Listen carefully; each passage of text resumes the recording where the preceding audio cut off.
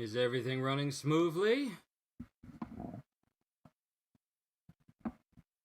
Alright, everything appears to be running smoothly. Alright, let's go ahead and get this started, ladies and gentlemen. Yo, peoples! Kyushu92 here to bring you yet another My Hero Academy. My Hero Academy. I can't speak.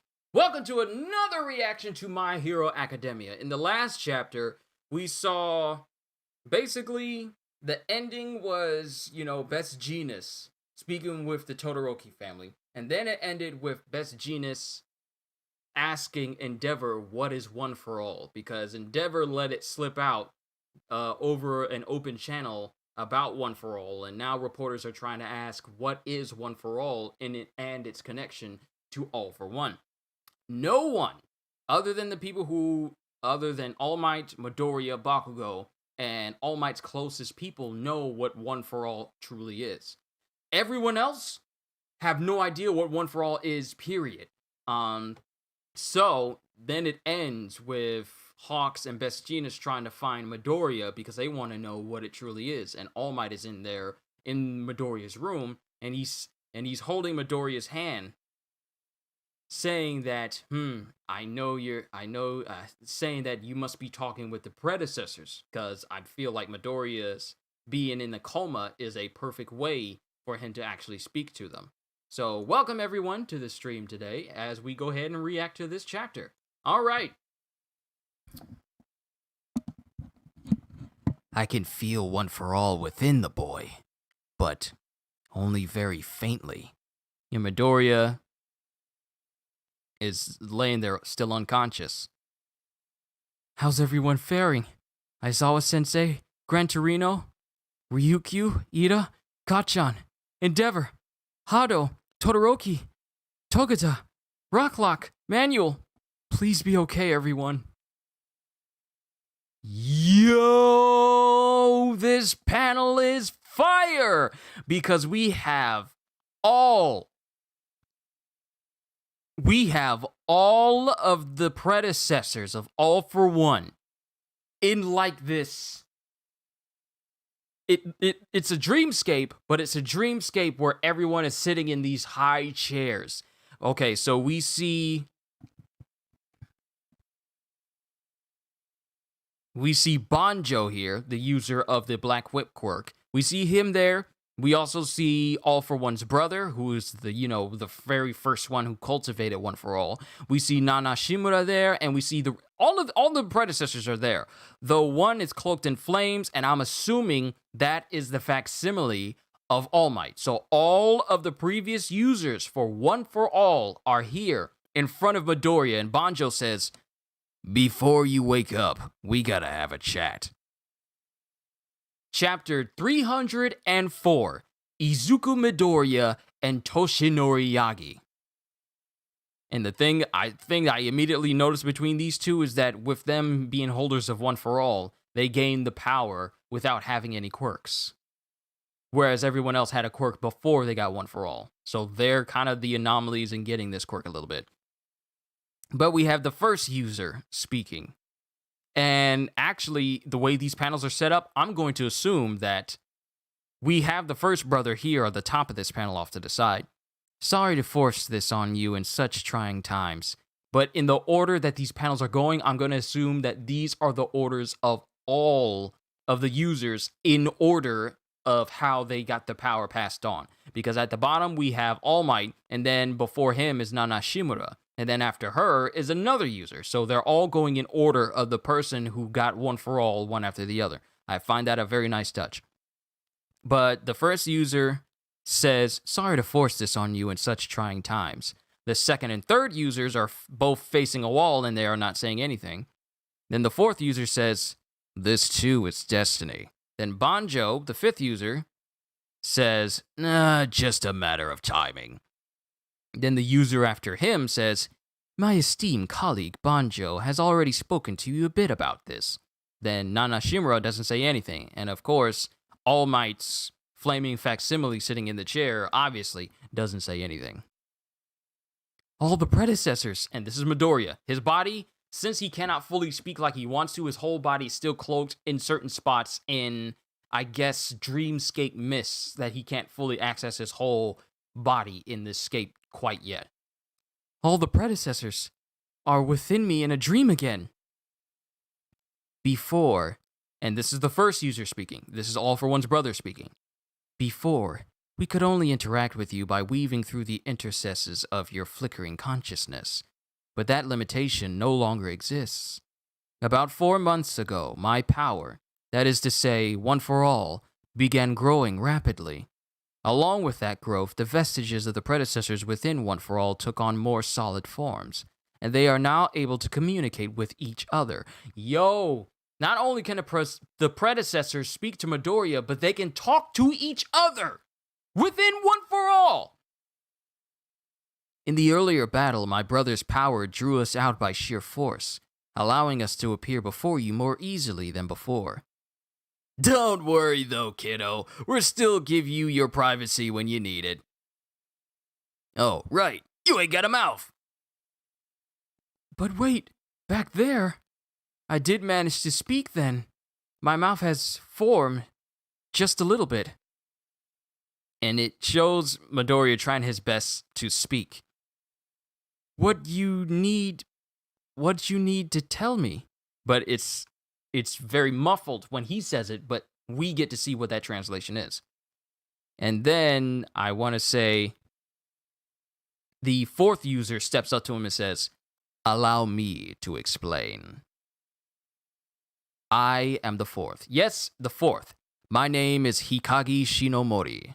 In your last battle, you drew upon my power without meaning to. He's the user of the danger sense quirk. So we have the name of the fourth user. His name is Hikage Shinomori.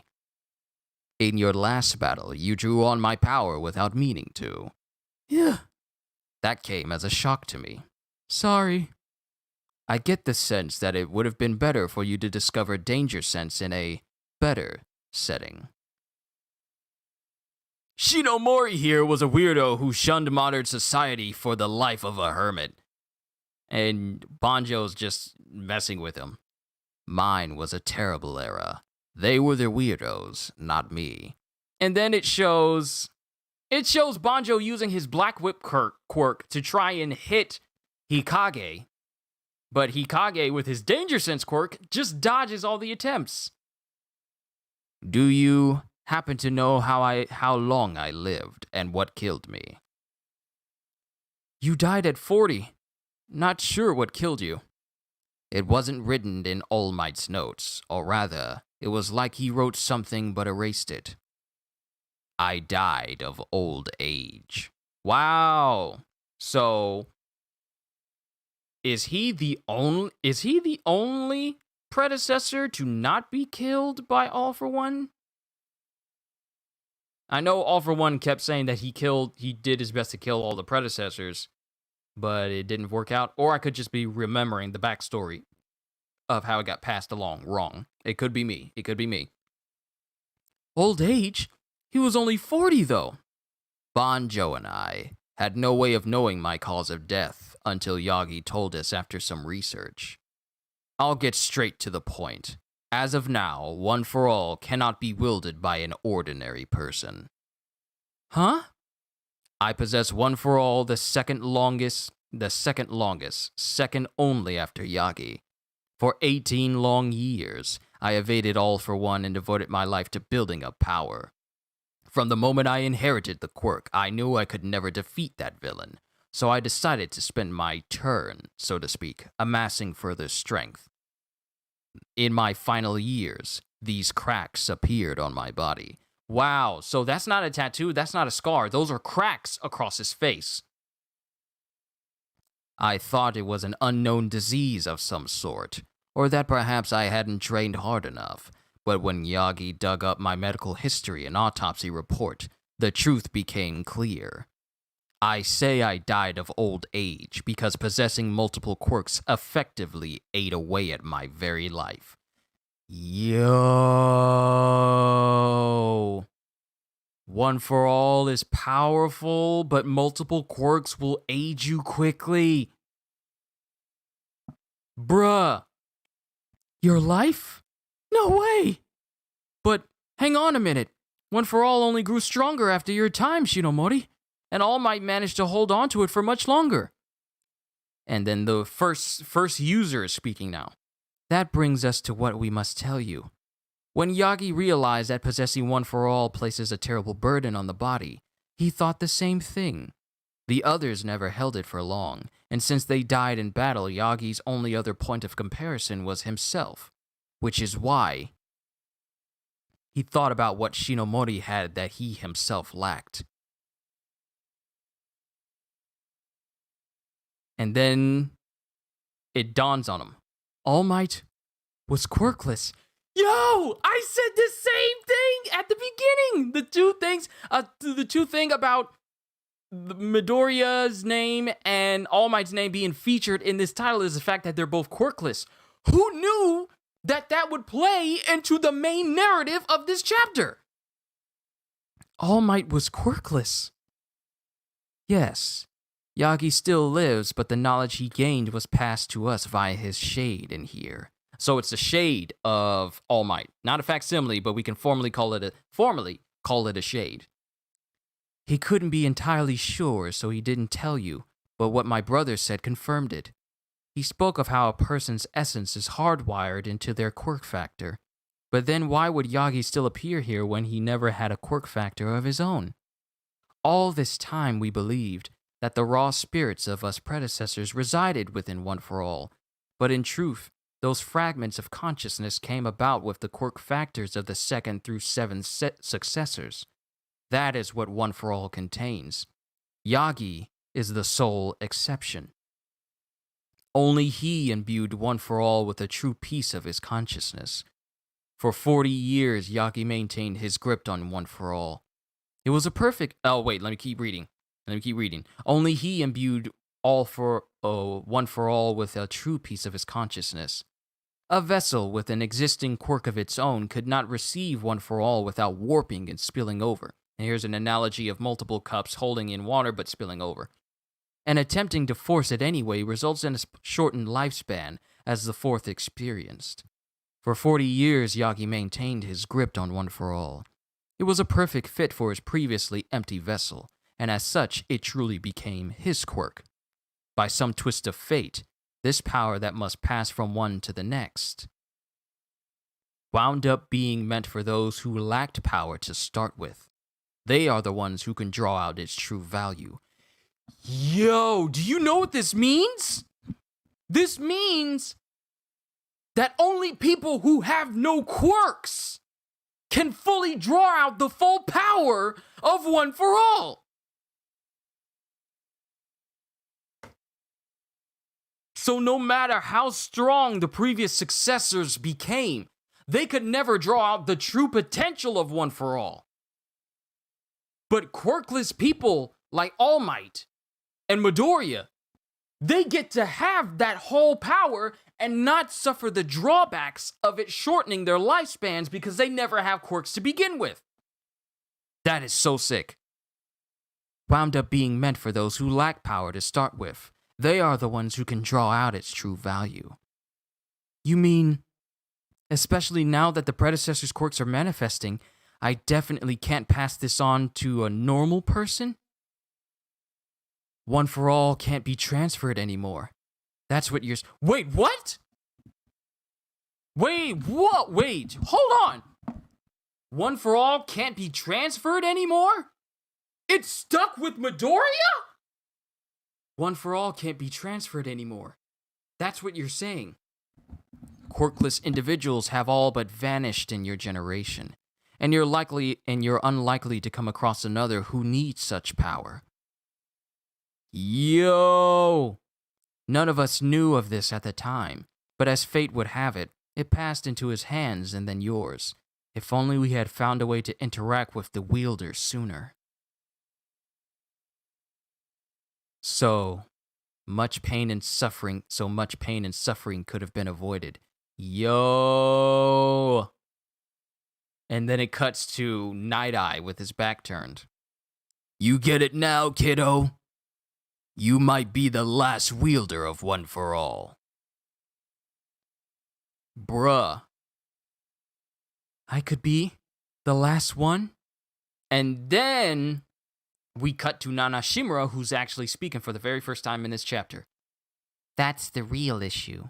Now, Izuku, tell me, can you kill Tomoda Shigaraki? And that ends the chapter. Bruh. What? I knew there was something going on with Midoriya, but I didn't think that there's so much intricate parts going on. And this is the end of the chapter. Next chapter hits next week. There is so much going on with One for All that I never pieced together.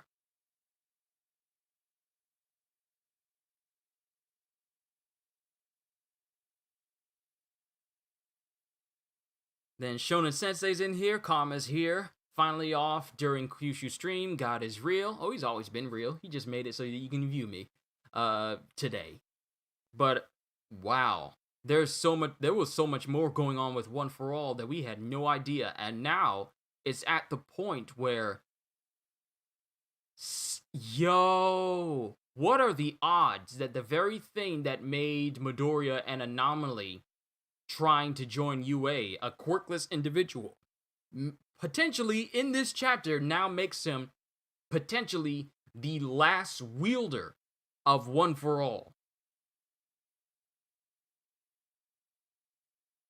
Because the peculiar thing about this, that's the end of the chapter. We need to go through this because this was an exposition chapter, but it was great because it explains why Midoriya is able to speak to the previous users, why the previous users are able to speak to each other now. We still didn't get introduced to the second and third users yet. They're still got their backs turned, but I feel they're going to speak up once Midoriya gets access to their quirks as well. But we get to meet one of the other users, the fourth user, Hikage Shinomori, who has the Danger Sense quirk that activated during the last battle that Midoriya was in. And he says that I wish it was in better circumstances where you could have accessed this quirk. And we find out that he died of old age, but he was 40, which means that his body aged prematurely because he had One for All. And because the fact that he had a quirk already, and then One for All was placed on him, the matter of having so many quirks in his body literally started to break his body down. But going back to this, we get introduced to him. It's because of All for One trying to draw out One for All for himself that caused all the predecessors to actually be pulled through and allow them more freedom in interacting with Midoriya in the dreamscape now. So it's all because of All for One that Midoriya now has a better understanding of what One for All is, and now we do as well. But we get introduced to Hikage Shinomori, and then he says he died of old age. And then we find out that it cannot be wielded by an ordinary person, and by an ordinary person, it means a person with a quirk. And he says he possessed All for One the second longest, only after All Might himself. For 18 long years, he endured All for One. He evaded All for One and devoted his life to building up power. From the moment he inherited the quirk, he knew he could never defeat All for One. So he decided to spend his turn, so to speak, amassing further strength. So he just spent his time not fighting with All for One, but building up his strength so that when it could be passed on, it would have that additional strength to go with it.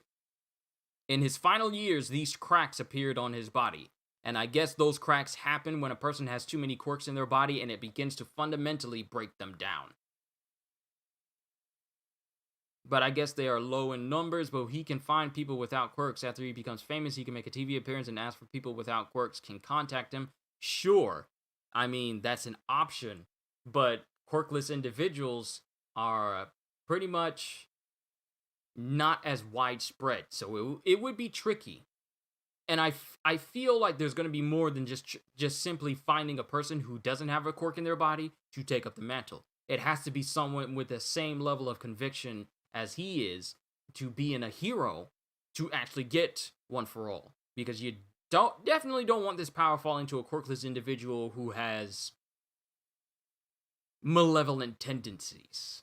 Because that could be very bad. There's got to be a lot more requirements for him to find a quirkless individual. It's got to be someone who functions the same way he does, jumping into danger without any realization of his safety.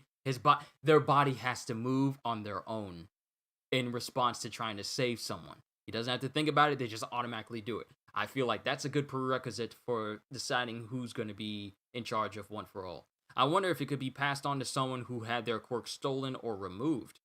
Ooh, that's actually a good thing. That's actually an interesting question. But going back through this, having too many quirks in his body started to break his body down. No way they won't exist anymore. Yeah, that's why he can make a class with quirkless people. Sure. That's an option. But there's still those specific hero prerequisites that have to be met in order for him to find a worthy successor. Which kind of means that it's a good thing that Mirio never got this quirk. Because then he would go through the same body degradation that Hikage went through. Because Mirio already has a quirk. And as he says here, I thought it was an unknown disease or of some sort, or that perhaps I hadn't trained enough. But when Yagi dug up my medical history and autopsy report, the truth became clear. I say I died of old age because possessing multiple quirks effectively eats away at your very life. So it's actually a really good thing that Mirio never became the successor that All Might wanted before he met Midoriya. Because otherwise, he'd be going through the same thing that Hikage is. We would lose Lemillion because of One for All, and it would just be eating away at him. So it was fated for Midoriya to get this quirk. Quirkless individual. The reason why it worked for All Might and for Midoriya is because they have no quirks. Therefore, they don't have to worry about the drawbacks of having multiple quirks in their body, because when it comes to the quirk factor, it pretty much rewrites is already rewritten your body. But adding more quirks on top of that rewrites your body to the point where it just starts to come apart slowly but surely. So having a body that's never had a quirk, it's not used to it, but it can house multiples of them. If it hasn't already, if a body with a quirk, I'm trying to make the best analogy that I can for this that makes the most sense. A quirk body already has enough going on with it because it has to function in accordance to the quirk in the body. But a quirkless body just functions like a normal body. But if a quirk is put into the quirkless body, then that body can become adjusted to that without suffering the effects of too much power and too much strain on the body that a quirk body could have. I feel like I could have said that in so many better words. A quirk body is less stable housing One for All than a quirkless body. You know what? That actually makes sense. A quirk body is less stable. The glass analogy is really to understand. Technically, the drawbacks of One for All should start kicking in once you get another quirk. I mean, true, but I guess that's the reason why they had the users of One for All train their bodies beforehand. Because otherwise, their bodies would just explode instantly from then and there. Because All Might said that. But yeah, the glass analogy in here is a lot better than what I was trying to say. But I was just trying to do it for me, so I can understand it on a level that I can relate to. That was just for me. Ooh, family is calling. Who are you? I don't know you, family. Get away from me. I'm kidding.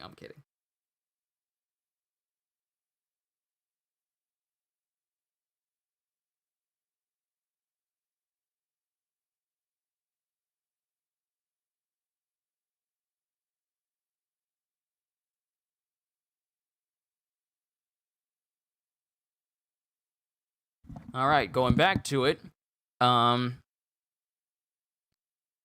Going back to it, the first user says, that brings us to what we must tell you. When Yagi realized that possessing one for all places a terrible burden on the body, he thought the same thing. The others never held it for long, and since they died in battle, Yagi's only other point of comparison was himself, which is why he thought about what Shinomori had that he himself lacked. All Might was quirkless. Yes, Yagi still lives, but the knowledge he gained was passed to us via his shade in here. If you think about it, One for All is pure brawler power, so Deku having the whip power isn't 2 quirks in one. Isn't it 2 quirks in one, or still counts as one? I mean, when you think about it, even though they can be seen as multiple quirks, I see them as extensions of One for All with different capabilities. Because the fact that they've molded and melded together, I feel like over time they've become less of selective quirks that can affect the body in different ways, but has become one singular quirk that has multiple functions.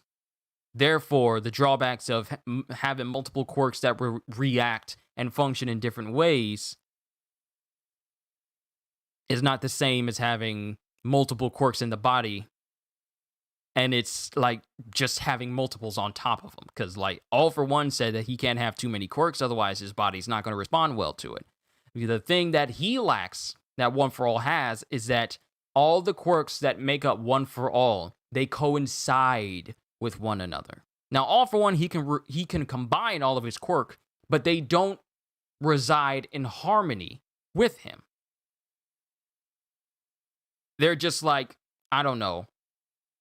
I guess the best example I could think of is his quirks function as not extensions of one singular quirk, but his body just houses the quirks themselves. And I guess they're all just sitting in his body, not in harmony, but just resting there. Whereas One For All, they all coincide and they live in harmony with one another without it becoming like total chaos on the inside of the body. I feel like I can put that in better words, but I feel like they've already done that already, so I'm not going to keep going with this analogy. You guys understand what I mean. One For All is more stable than All For One when it comes to housing quirks, basically. Yagi still lives, but the knowledge he gained was passed to us via his shade in here.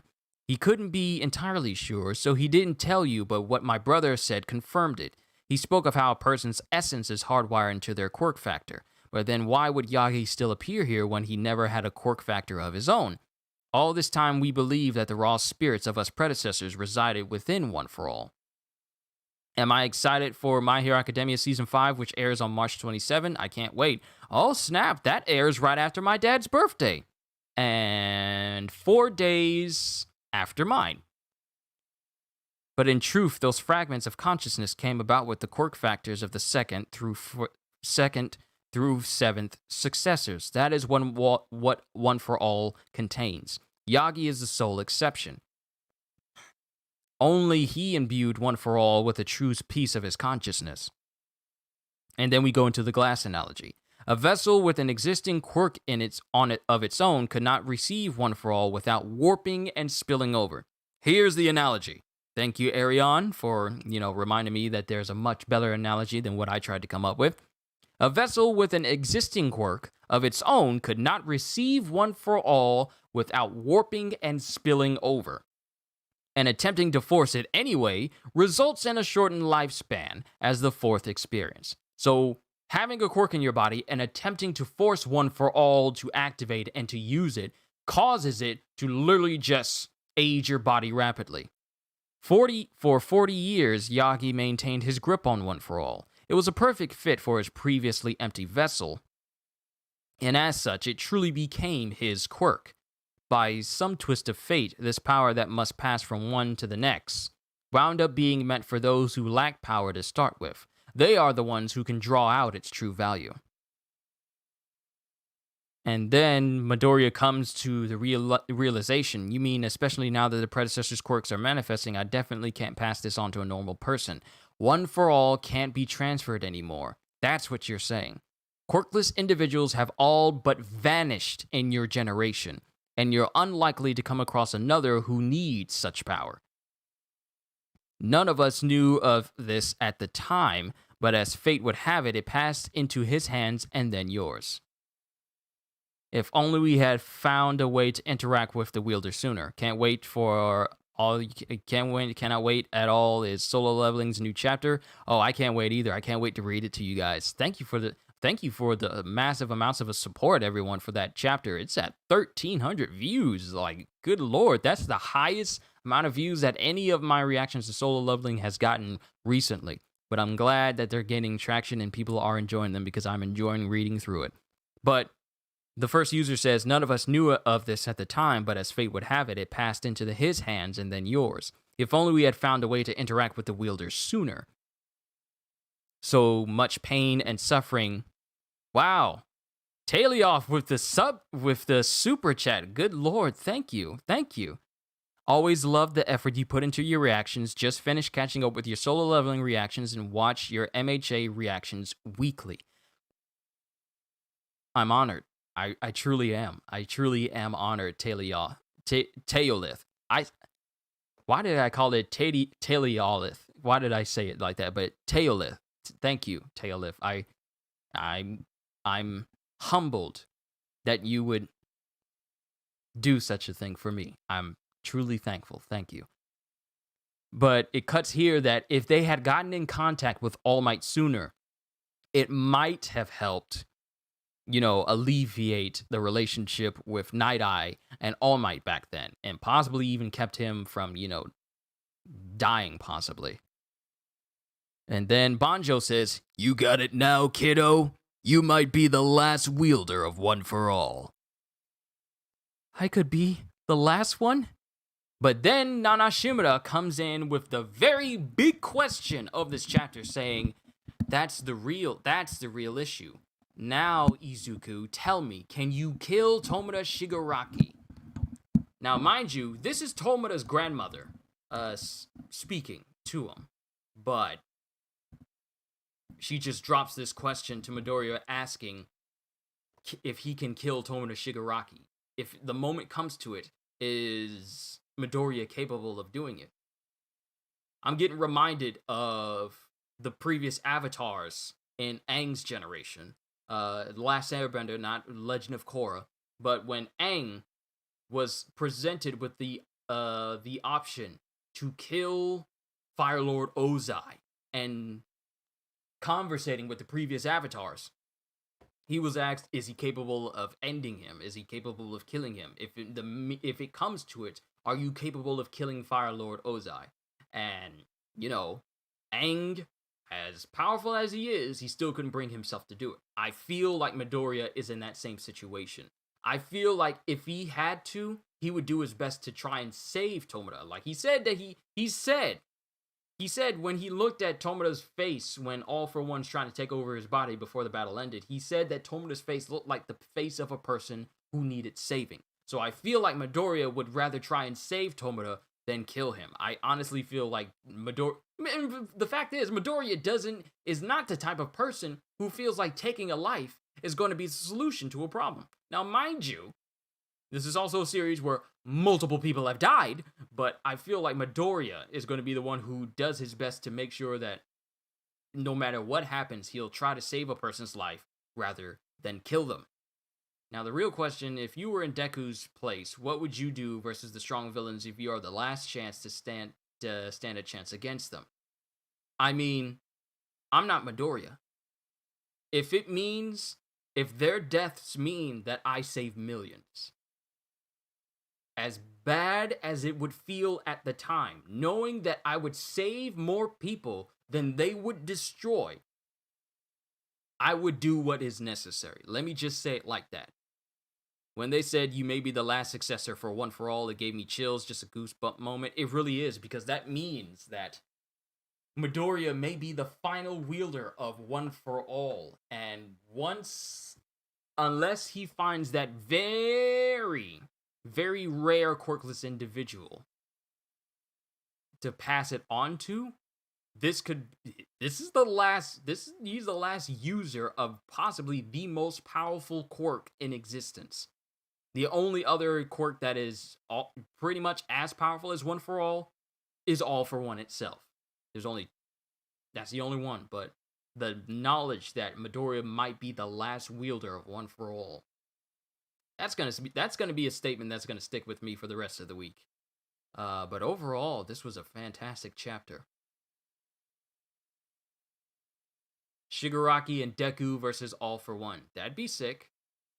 Because if Shigaraki is able to wrest control of his body from All for One's consciousness that's trying to take over his body, maybe if he has a kid, it will transfer? I don't know. Maybe. That'd be interesting.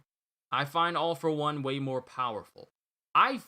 Here's the way I see it. I rank both One for All and All for One in the same power scaling, but All for One is more destructive, whereas One for All is just as destructive, but it's more streamlined, if that's a good way to put it. All for One is destruction incarnate. There's nothing streamlined about it. It's just chaos and destructive and big power. But then One for All is, streamlined and able to be used in either a contained manner or destructive. One for All has more choices. All for One has more destruction. But, and I say that because no other One for All user had a kid. Well, I mean, Nana Shimura did, but it didn't get transferred to him, though. It's a doer. Well, actually, hold on, I gotta do something.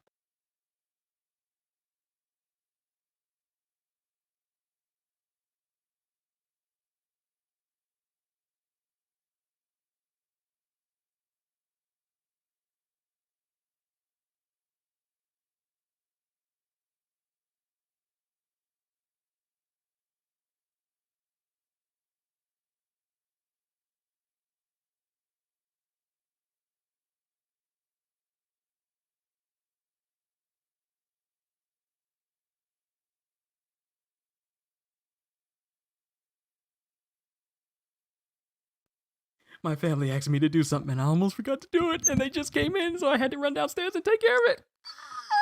You ever get told to do something and you forgot to do it? And then when the people come home, you rush to do it real quick before they notice. Like, we just asked you to do this, and shh, don't tell nobody. But it's a do or die situation for Deku. He's either should kill All for One, or he should see the world crumble in front of his eyes. There's no other option to go. Since one of them who had for One for All also had kids and no one got them, All Might said earlier on that One for All can only be transferred. Interesting. Deku being the last successor is a very good ending, in my honest opinion, since I highly doubt there is going to be villains stronger than the ones now. So basically, One for All won't be needed in the future. When you think about it, we're seeing exceedingly strong people in Deku's time right now. So, once all is said and done, it would make you think that once all the huge villains are taken down, All for One and everyone else is taken down, there's probably not going to be need of One for All. But that's just my thoughts on it. But that's all I got for you guys.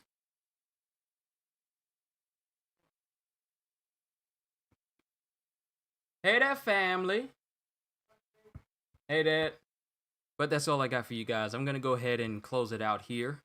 I actually went longer than my One Piece reaction. But overall, this was a really, really good chapter. A 9 out of 10. Have I seen My Hero Academia's Season 5 trailer? I have not. If you haven't, then react to it. I'll put it on my list of things to do. It said on the chapter where he was training in the junkyard, if you remember it right, it can only be transferred. Yeah, that's what I brought up a whole bunch of times when I was reading through the series, is One for All cannot be taken, especially with All for One trying his best to take it. It cannot be taken. It can only be transferred. One for All is still a mystery. We just need to know more about it. And seeing as how we still have the first and we still have the second and third users of One for All who have yet to be revealed, nor do we know what their quirks are. It's just gonna make One for All an even deeper quirk than what we originally thought, because now Midoriya just got access to Danger Sense, and Hikage was kind of like saying, I wish you could have gotten this quirk at a much better time than in the heat of battle. So now he has access to the strength and all the superhuman elements of One for All, the basic strength and power, speed, durability. Then he has access to Black Whip. Then he has access to being able to float in the air. Then he got access to Danger Sense. So there are still 3 more quirks. There's still 3 more quirks he can get access to. But I'm really looking forward to what Midoriya is going to do next. So, yeah. Overall, I really am looking forward to seeing... Hold on.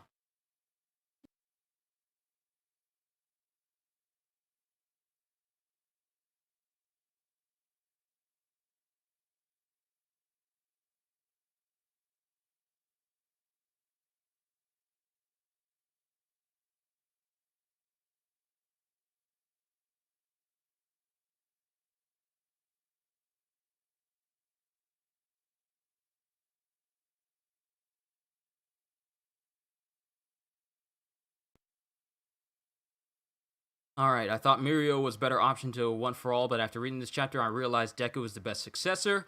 All Might got lucky finding Midoriya. It was fate. Because if Mirio got One for All, and he tried to use this quirk, it would have eaten away at him like it did Hikage. Gonna check out my older videos of solo leveling? Hey, enjoy it, because I had a lot of fun reading through them. Since you joined when I reacted to the latest solo leveling chapter.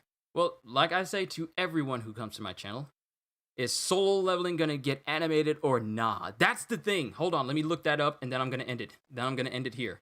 Solo leveling anime.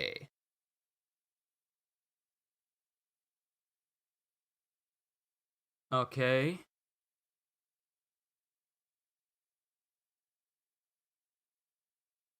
Okay, so going here, media. It doesn't, like here, it only shows the media parts of it.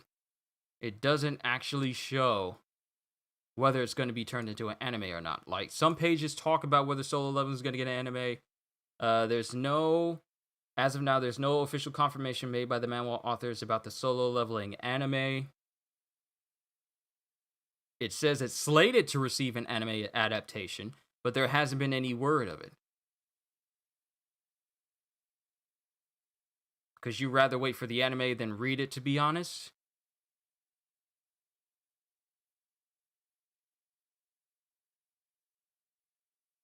It's hard since it's a South Korean webtoon, but we have a good chance. We'll just have to see. But this was a fantastic chapter of My Hero Academia, and we're not getting a break for neither One Piece, and we're not getting a break for either... Wow, have I been leaning forward this whole time? Sorry about that.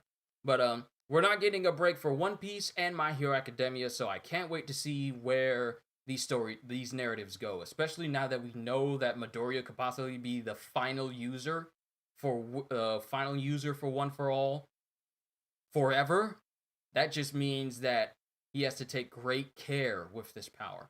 But 9 out of 10 chapter for me, and I just want to say to everyone, say to everyone, thank you for stopping by. I really do love doing this. I say this every time I do a stream, especially with these live reactions. I really do adore doing this, and you guys are definitely helping me get closer and closer to being able to do this full time as a full-time job and everything. I know it's been difficult, but it's well worth the effort, and I'm never gonna give up on it. And to Teolith, thank you for the super chat donation. That surprised me. I just want to say I greatly appreciate it, and I'm just Truly honored. But with that being said, hope y'all enjoyed. Can't wait to see you all in my next video. If you're new to the channel and you enjoyed what you saw here today, then consider subscribing because I am always looking forward to entertaining you. So have a fantastic day, and once again, as always, later, peoples.